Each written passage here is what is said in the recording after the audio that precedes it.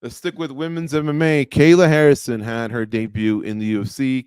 A big high-profile free agent signing for the UFC a few months ago. Right away, they put her in a matchup against Holly Holm. Right, great week. She got some embedded time. She made weight. Looked like she was healthy, making weight. Although she did confess in the post-fight that the last pound was tough. She got a good reception from UFC fans throughout the week, and then she mauled a former UFC champion. Not bad. Great her UFC debut, Mike Bond. A plus, plus, plus, plus, plus. I mean, come on, that was unbelievable. Anyone who was worried about the weight cut affecting her in terms of like stamina or aggression or all that stuff, man, like she shut all that down real quick. This was so impressive, and I know you could say a lot of stuff about Holly Holm's decision making in that fight, like.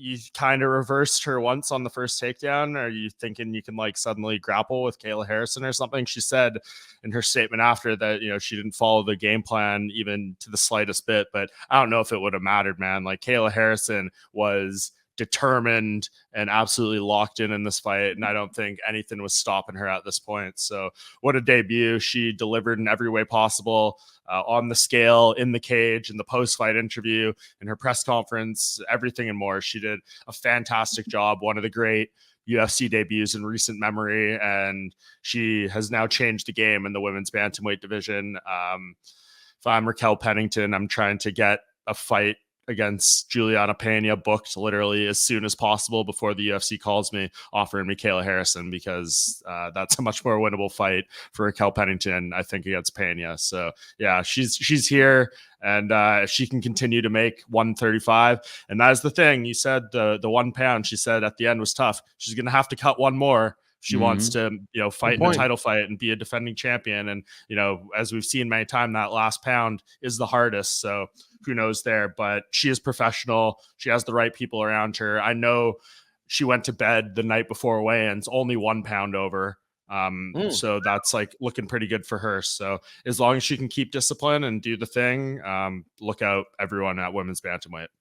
Goes, what grade would you give Kayla Harrison? I don't know how many pluses were added to that A, but I agree with it. That was spot on. I mean, everything you said. How many fights did she have, right? Making weight. She won over the crowd. She dominated the fight. It's a win over a former champion, so it kind of tells us where you are in this new crop of fighters. But what stood out the most to me was just the improvement in her focus and in her game. She just seems like she's that much quicker. She was that much stronger. Her decision making, the process of everything was so impressive. We were just talking about Alex Bahia, right? And the leaps and bounds that, you know, the improvements that he's made. If she continues to do this, we got something really big already. I can't imagine what we're going to have in a year from now. And look at all the branches that she's kind of created, all the topics that have come out of her performance. The people outside of the UFC, they're still saying her name. She can do a lot here, man. She had an A plus, whatever Mike said. That's what it was. Yeah, and you know, she rehydrated the 160. This was asked of her at the post fight. I found this interesting. And then the next question was, well, what about when you fought at lightweight? What did you rehydrate to? She said 160. So that's a lot of water, you know, off a very lean body that came off, but she retained it and she still looked great. I don't know if she'd look great at 5 pounds, at 5 rounds, you know, at 135, but so far she basically ticked every box. Should she be next for Raquel Pennington? I mean, like, there's merit and there's what sells. Danny Segura? I mean, I feel like Juliana Pena has deserved a shot for some time, but like, how do you not make the Raquel Pennington and Kayla Harrison title fight? I mean, that is the biggest fight you can possibly make at 135 pounds right now in the women's weight class, obviously, right now. And look, that division is in a very poor state ever since the Ronda Rousey days, ever since the Amanda Nunes days.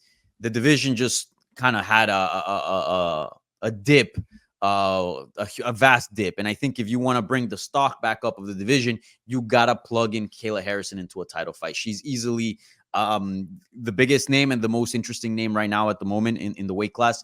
And she's got to fight for a belt next. I just feel like this is a no-brainer. And on top of that, you know, something that we might have to point out here, she caught the attention of Amanda Nunes, who posted a selfie video with the screen going like this, waiting for her to say her name. look, Amanda Nunes, I think right now she's probably the greatest, like still the best right now if she were to come back today. But I don't think she has a ton of time left. So if you're going to put in a Juliana Peña title fight, then wait to see what happens. Give the winner to Kayla Harrison, become champion if Kayla Harrison wins the belt, and then have Amanda Nunes try to come back.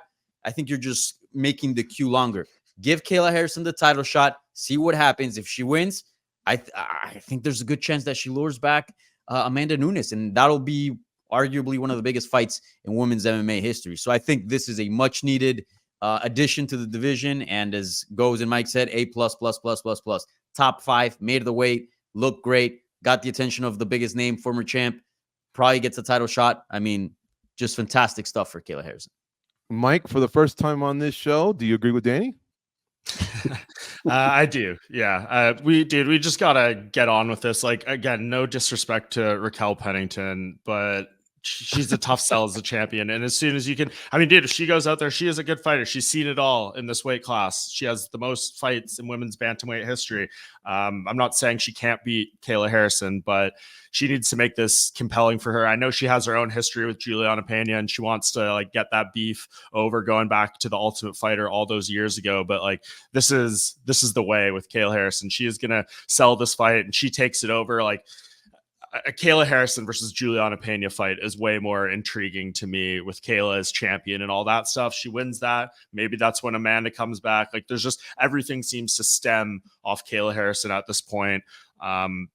Again, like, Juliana Peña, does she really deserve it? Like, are we just going to let her live off that upset of Amanda for like however long? Like, her last win outside of that is January 2021 against Sarah McMahon, no longer in the UFC. Her last win before that is July 2019, Nico Montano, no longer in the UFC. Her last win before that is July 2016, Kat Zingano, no longer in the UFC. And then her wins before that, Jessica Ai. Wow.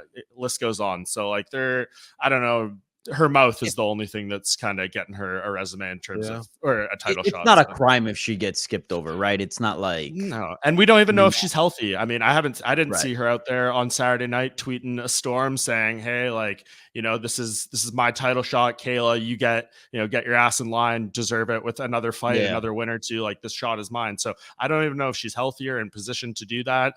If she was wise, she would be, calling up all the media and trying to do interview rounds today and hammering the thing to say, book me and Raquel Pennington right now. Kayla Harrison can sit on her hands. The people who have been doing work in the UFC for years deserve this title fight. And, you win one more and then you'll get yours or something. Think about the injection of life, though, that this has given this division, right? The way we're talking about it right now. If the right scenarios play out, it can really bring it back to life. It's something that it really needed.